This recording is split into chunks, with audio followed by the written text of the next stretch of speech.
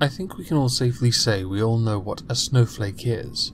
It's a term used for someone who is remarkably delicate and crumbles under any meaningful pressure, and that pressure in and of itself is a subjective thing. It could stem from simply saying, "You're wrong," calling someone stupid, telling them to "shut up, Wesley," all the way over to telling someone you're an innumerate slut who slept your way to the top.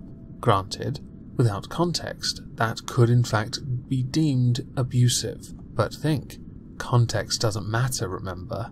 If trolls like this can get a court mandate indicating that they are in fact anti-Semitic, then it's safe to assume it doesn't matter in which context you call someone an innumerate slut that slept their way to the top, because there are many other safety mechanisms in place, depending on how truly oppressed the person you have told that to is, that could in fact protect them further, thereby making you look even more like a either misogynist, racist, transphobic, Islamophobic, homophobic.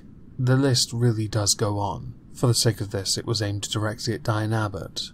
And I think I'm right. She is innumerate, and she used to have sex with Jeremy Corbyn, who, last time I checked, is in fact the leader of the opposition. Sorry, the Prime Minister in waiting. Now, the reason I bring all this up is because there's an article from The Independent, which focuses on the, quote, online trolls, who should be given digital ASBOs for abusing MPs. Now, much like earlier said, last I checked, ASBOs didn't exist anymore. They were a redundant system put in place that didn't truly work because they, like STDs with feminists, were seen as a badge of honour. Although I do think the feminist thing might have been a Poe. If it wasn't, it was a very good one. Hashtag not all. Now, the picture to best exemplify all this is a picture of Diane Abbott. And I want to now put this to you, my audience, my lovely audience, because I don't like this idea of policing people's thoughts on social media. I don't like it at all. If you've abided the terms and conditions of the website, I don't believe you should be punished. Certainly not going so far as to give someone a criminal record for calling someone a retard, especially when you consider how highly charged the political wing of Twitter is. Eventually it does degrade into character assassination. Jack Dorsey himself has conceded this. Now, one of the reasons I don't like the idea of legislating like this is because it means then the government are doing what they can to curtail freedom of expression and also protect themselves from criticism, because what is determined or defined as criticism or hate or harassment or abuse is determined by them. That, to me, is not something I can agree with. I know that Sargon of Akkad has mentioned on multiple occasions wanting a digital rights bill or act, and to an extent I can support it, where it protects certain freedoms, including one's freedom to express themselves. I'm not denying, though, that there are such things as trolls, but I don't believe you should just go out of your way to give a criminal record to a troll. They're a troll. So back to my little exercise that involved the audience. I want you, if you are British especially, if there's an MP in particular you don't like, I want you to come up with the most imaginative, creative and honest criticism of that MP and put it in the comments below for me. I think what I'll do is I'll save them up for a political recap stream with Trups on Thursday, and he and I will go through them and pick our favourite one. I think that's a fun idea. But also it'll be good to see how creative you guys are, because I know some of you are fantastic trolls. And I don't take issue with trolls. You troll away. Now, online trolls who abuse politicians should be given digital ASBOs temporarily banning them from using social media, the government has been told. Now this comes from a think tank called Web Roots Democracy. Seems ironic, I guess. I do not support this think tank. I don't agree with court orders either, unless it is on sex offenders.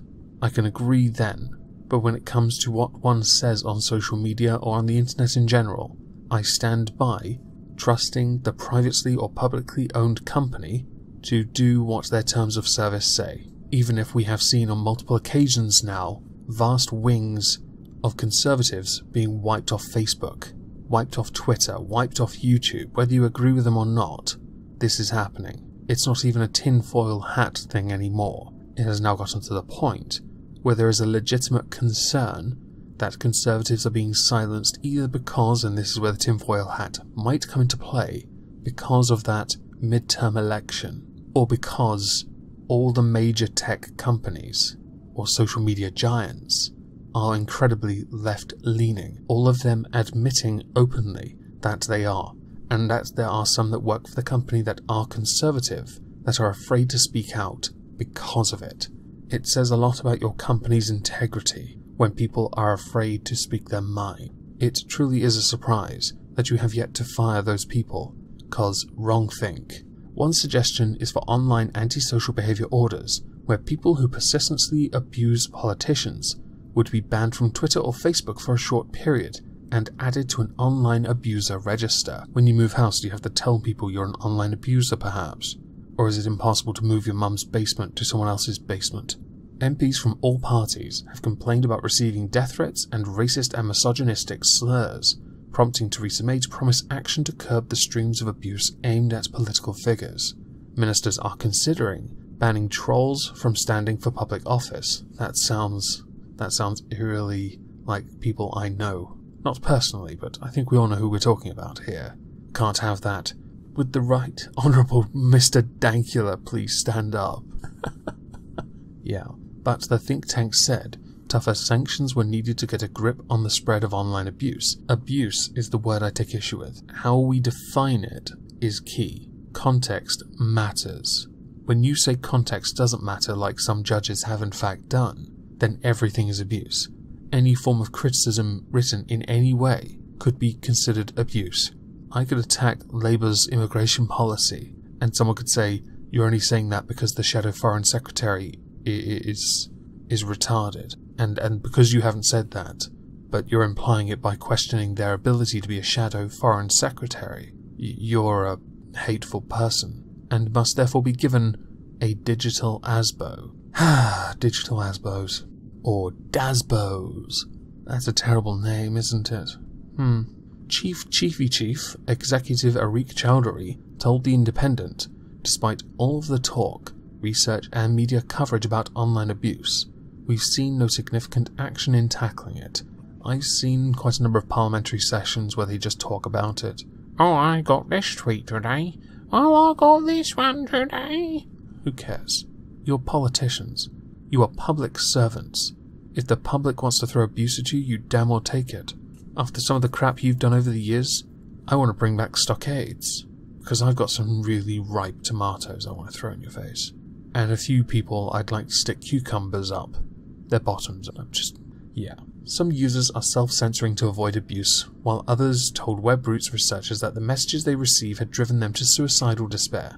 Terrible, I'm not going to make excuses for that, but this does raise self-censoring. It also raises, which is kind of a follow-on from that, the ability to block, mute.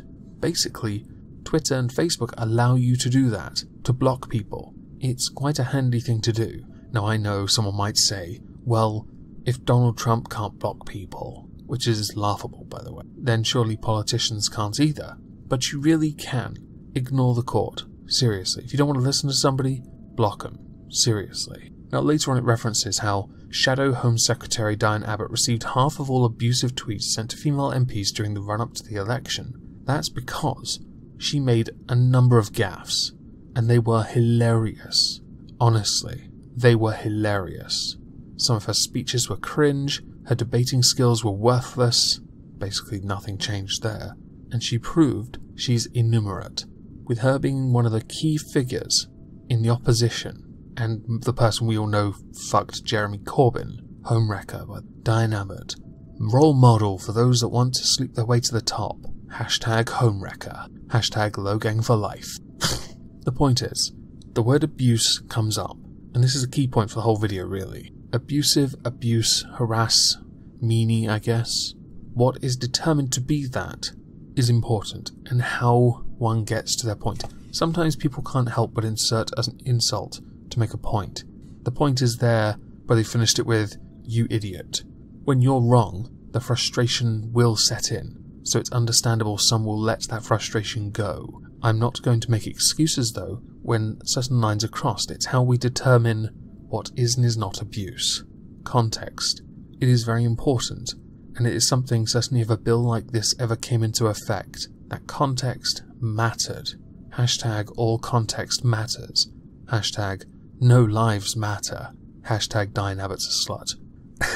Anyway, this all aside, I hope everyone has a lovely Tuesday, and thank you all for listening.